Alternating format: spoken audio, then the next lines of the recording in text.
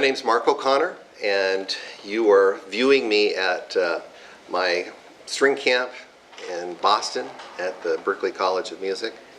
And we're having an incredible week this week with 250 students from all over the world, and we're hosting 35 faculty members. So it's an exciting week. We're about midway through.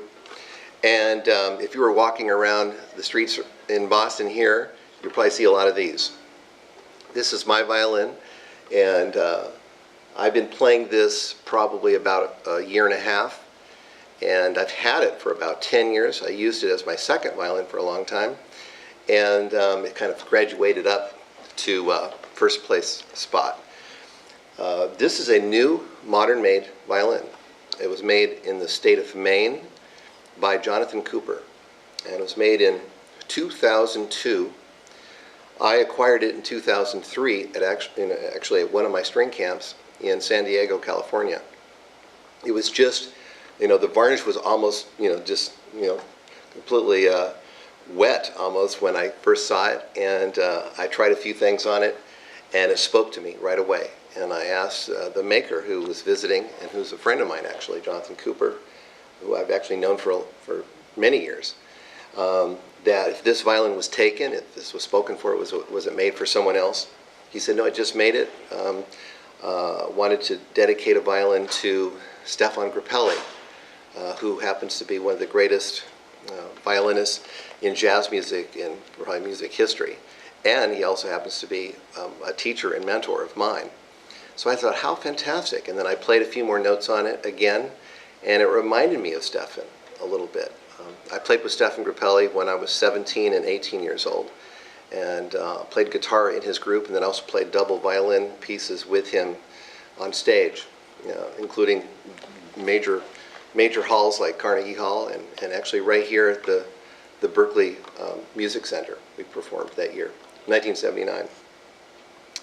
So I said, could you hold on that violin for me and don't let anybody else take it? And I actually acquired it from him that year, and then I carried it as the second violin in my double violin case. And I continued to play my old one, which was a Violin made in 1830s from France. And then about a year and a half ago, I decided to do a special performance with orchestra right here in Boston at Symphony Hall, and perform my brand new improvised violin concerto. And one of the things I wanted to try to accomplish with that piece of music and that performance was to perform acoustically, like the beautiful sound that we're just hearing here when I play it, but also electronically. So I was able to put a pickup here in the bridge and a jack right here without really messing too much with the acoustic nature of it. I thought that this violin would handle the electric part of it better than the old French violin. So I put the pickup on here, started working on my new concerto, and then when we got to the time of actually performing and premiering this piece right here in Boston, I was like really falling in love playing this instrument. You can imagine I was putting 3-4 months into exclusively really practicing this instrument, getting ready for that performance. And I actually started playing it in concert on my other pieces just so I could get used to the violin, because I wanted to make sure that when I got up on stage in Boston Symphony Hall that I really knew this instrument well. It wasn't my second instrument, it had to become my first instrument psychologically at that point. But in fact, in reality, it did. It's a beautiful instrument. It's a slightly bit longer than most violins. It's just a quarter of an inch longer, but it makes a big difference because of the fingering.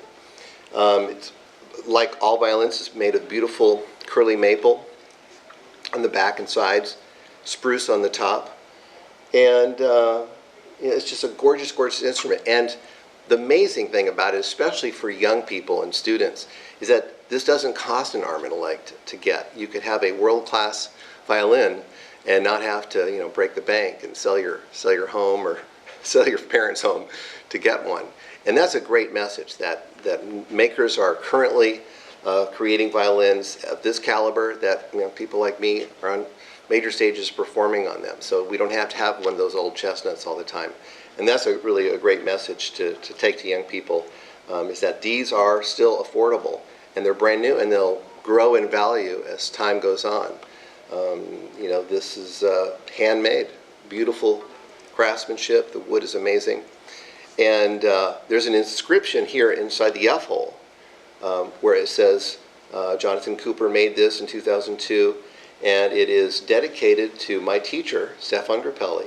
But then he went back in and it says, made for Mark O'Connor, right in the label. So that's part of the violin now. That's its history. And it's already seen 10 years of playing, and hopefully a lot more.